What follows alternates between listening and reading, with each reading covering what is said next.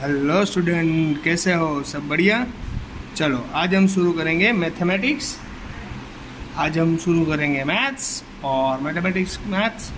और उसके अंदर चैप्टर बेसिक हम करवा रहे थे। स्टैंडर्ड 9 के अंदर हम बेसिक कुछ करवा रहे थे और लास्ट टाइम हमने सिंपल डिवीज़न मेथड समझा था। इस टाइम हम सीखेंगे कुछ ट्रायंगल के बारे में। रेडी? कुछ ट्रायंगल यानी मैं आपको आज 2 ही ट्रायंगल सिखाऊंगा। है तो कई सारे ट्रायंगल्स और सभी के वैल्यू अलग अलग रहती है। इक्विलेटर ट्रायंगल है, सिमुलेटर ट्रायंगल है, किसी में राइट एंगल ट्रायंगल। तो आज जो भी डिस्कशन करेंगे हम राइट एंगल ट्रायंगल के बारे में डिस्कशन करेंगे। रेडी? तो यहाँ पर यूज़ होगा राइट एंगल ट्रायंगल किसे कहा जाएगा। तो फर्स्ट आप देख सकते हो कि राइट एंगल ट्रायंगल इसे कहा जाएगा कि एक आपका जो एंगल है वो 90 डिग्री बनना चाहिए। कौन सा बनना चाहिए? 90 डिग्री। देखो ये एंगल है वो 90 डिग्री। कैसे?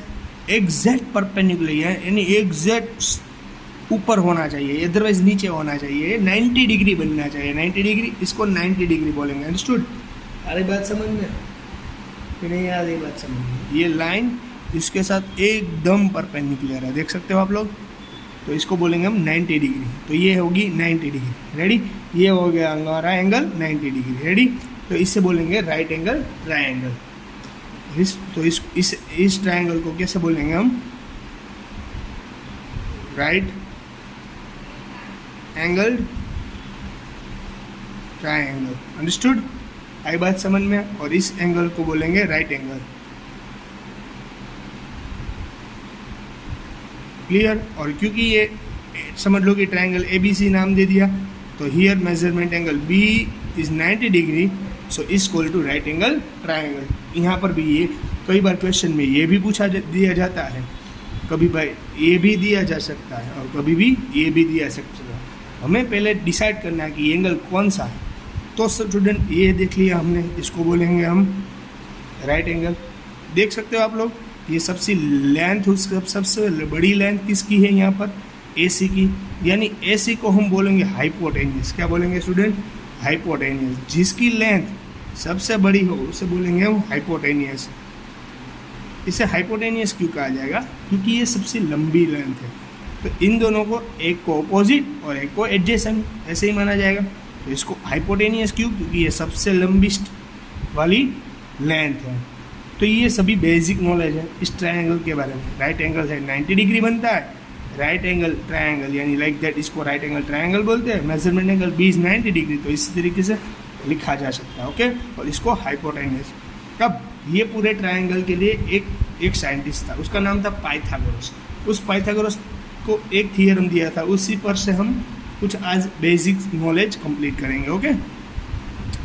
तो ये स्टैंडर्ड 10th में आता है, पर बेसिक समझा रहा हूँ, इसलिए इसको भी यहाँ पर समझना ज़रूरी है। According to Pythagoras theorem, Pythagoras theorem की एक डेफिनेशन थी।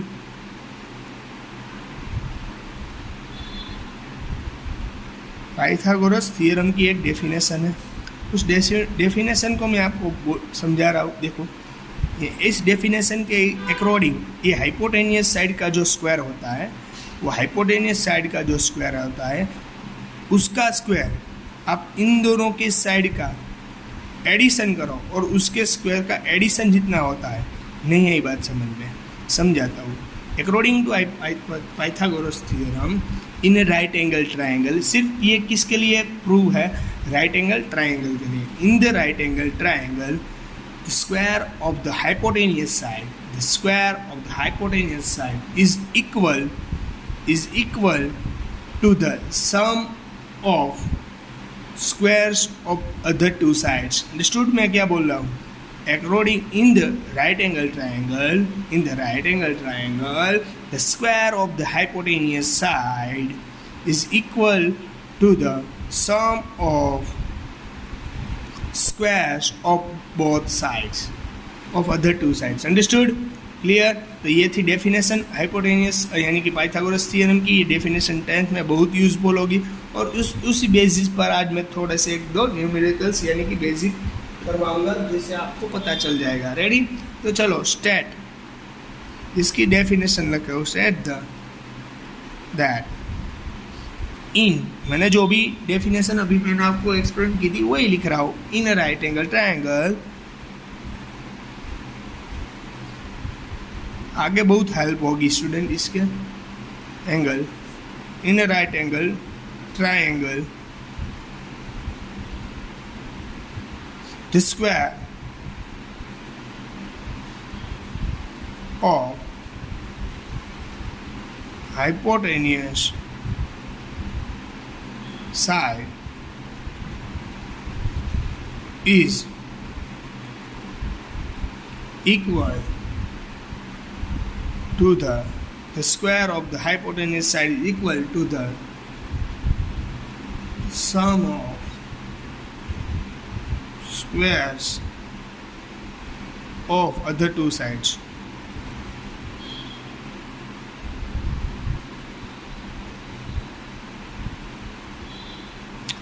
Instead, in the right angle triangle, the square of the hypotenuse side, in the right angle triangle, the square of the hypotenuse side is equal to the sum of square of both other two sides. Understood?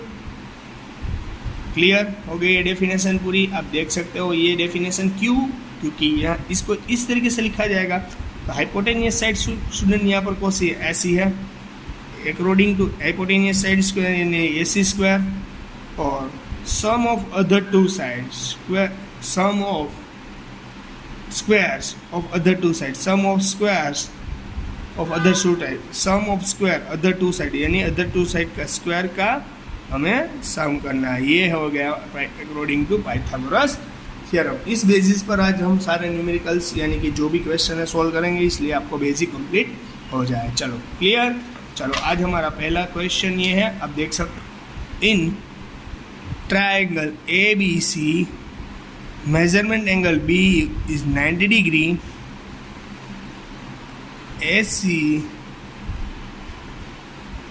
AB is equal to 4, BC is equal to 3. So find the AC. आप किस तरीके से find कर पाओगे, तो आपको पता हो चल गया होगा. Here measurement angle B is 90 degree तो और राइट और triangle AB is a right angle triangle. Stood पहले पता तो चलना चाहिए ना कि ये ट्रायंगल कौन सा है. तो यहाँ पर मेजरमेंट एंगल B 90 डिग्री दिया गया हुआ है. उस तरीके से पता चल सकता है कि हमारा जो ट्रायंगल ABC है वो राइट एंगल ट्रायंगल है. रेडी. तो यहाँ पर मेजरमेंट एंगल B 90 डिग्री, तो यहाँ पर देखो 90 डिग्री बन रहा है क्योंकि ये एग्जैक्ट परपेंडिकुलर है. तो यहाँ पर 90 डिग्री, तो यहाँ पर B 90 डिग्री. और आपको पता है कि ट्रायंगल जो होता है उसकी तीन साइड्स होती है और 3 एंगल्स होते हैं. और 3 साइड और 3 एंगल, यहाँ पर जो अंदर 3 एंगल रहते हैं उन तीनों एंगल का एडिशन 120 डिग्री 180 डिग्री होता है. रेडी. 180 डिग्री होता है. क्लियर. तो 90 है समथिंग एल्स हो जाएगा. अब देखो यहाँ पर दिया गया हो AB is equal to 4 centimetre, BC is equal to 3 centimetre. We find the AC. How can we find the, here we using Pythagoras theorem.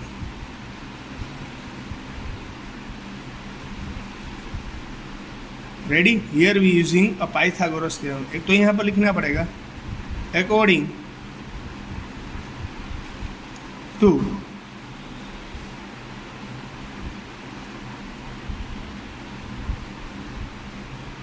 To Pythagoras theorem, hypotenuse side square यानी कि AB square always sum of other two side, sum of squares of other two side यानी कि AB square plus BC square. Understood. यहाँ इसका square इन दोनों के square के addition के हिसाब से बनता है. तो ये इसका स्क्वायर और इसका स्क्वायर.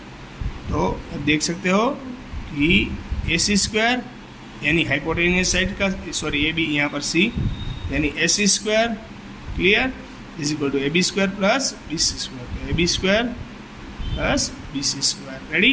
तो आप देख सकते हो AB स्क्वायर किया है स्टूडेंट 4 स्क्वायर, BC स्क्वायर किया गया 3 स्क्वायर, 4 का मीनिंग है 16, इससे 3 का स्क्वायर 9, 60 प्लस 9 करो यहाँ 25 और win AC square is equal to 25, but we need a square root. We need only for AC. How can we simplify it? You know that variable 5 का स्क्वायर क्या बनता है 25, तो 25 का स्क्वायर रूट क्या बनेगा स्टूडेंट 5, 25 का स्क्वायर रूट क्या बनेगा 5 और एसी इज 5। क्लियर हो गया पूरा न्यूमेरिकल। क्लियर, इसमें किसी को कुछ भी डाउट है, दिक्कत है, कुछ क्वेरी है, कुछ नहीं समझ में आ रहा है, ऐसा कुछ हो रहा है तो मुझे बोल देना। ओके, देख सकते हो आप ये पूरा न्यूमेरिकल्स आपको मैंने समझाया है यहाँ पर। Clear, okay good. चलो अब क्या करना है स्टूडेंट, अब हमें नेक्स्ट के बारे में देख लो स्टूडेंट। यहाँ पर क्वेश्चन लिख रहा हूँ, इन triangle P Q R angle P is right angle. Angle P is a right angle. PQ is equal to 12. QR is equal to 13. And so find the PR. How can we find it PR? Same condition है, in triangle PQR angle P is right angle. हमें पता है कि in triangle APQR, समझ लो कि triangle PQR आप इस तरीके से भी ड्रॉ कर सकते हो, ऐसा कुछ नहीं है कि देख सकते हो यहाँ पर 90 डिग्री बन रहा है, तो यहाँ पर बोला है कि P is a right angle, तो पाई P यहाँ पर P को लिखना पड़ेगा क्योंकि राइट एंगल यानी 90 डिग्री यहाँ पर ही बनता है। P के बाद में Q आता है Q और यहाँ पर आएगा R। आप देखना है, आपको कंफ्यूज नहीं होना है स्टूडेंट, पहले आपको समझ लेना है। P is right angle, P is right angle बनाया तो यहाँ पर P लिखो, ऐसा नहीं होता है, जब जहाँ पर एडजस्ट होता है वहीं लिखना है। तो PQ इज इक्वल टू, हमें दिया गया हुआ 12, QR इज इक्वल टू दिया गया 13, सो फाइंड द PR। इस तरीके से यहाँ पर फाइंड करना है। तो हमें यह क्या करना पड़ेगा, लिखना पड़ेगा according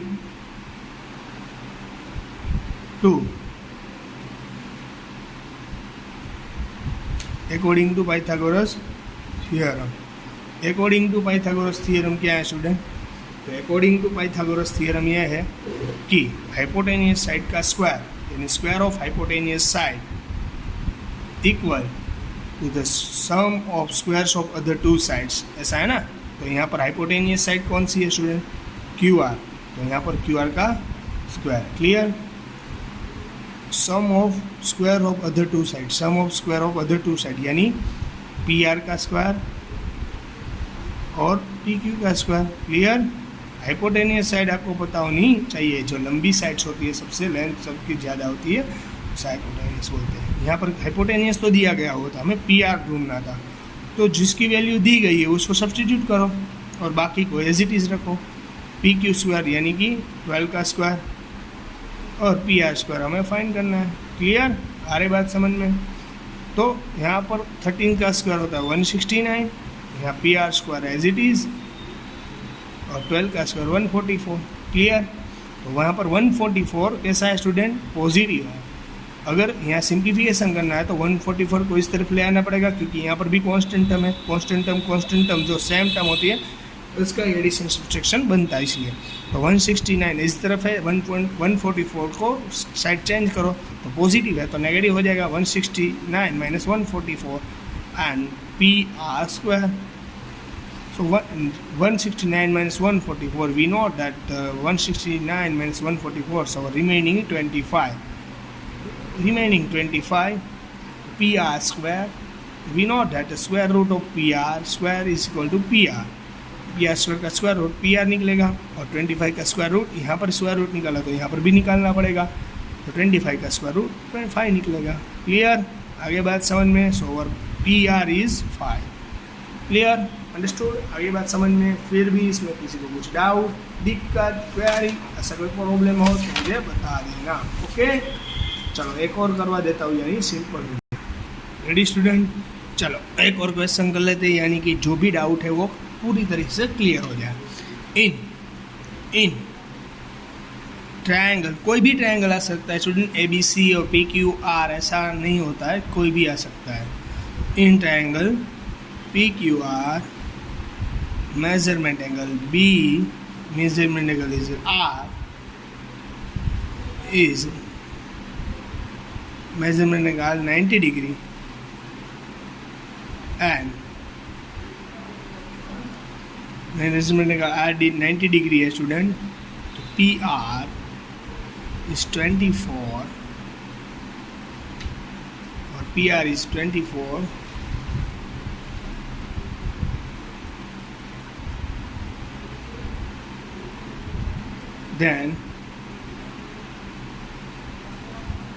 then PQ is 5, so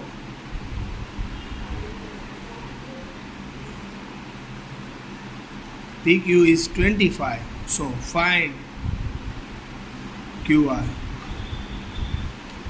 किस तरीके से फाइंड करोगे स्टूडेंट, देख सकते हो पूरा क्वेश्चन पहले मैंने आपको समझाया। In triangle P Q R measurement angle R 90 degree and P R 24, P Q is 25, so find Q R. Clear? In triangle P Q R, first of all we draw the triangle P Q R and we take a measurement angle R is 90 degree. Here in triangle PQR, measurement angle R is 90 degree. Here 90 degree are made, that reason R is right over R is here and here is a P and then Q. Understood? P, we know that the PQ is 25 and PR is 24. So find out this QR. So here we use of the Pythagoras theorem, but according to Pythagoras theorem,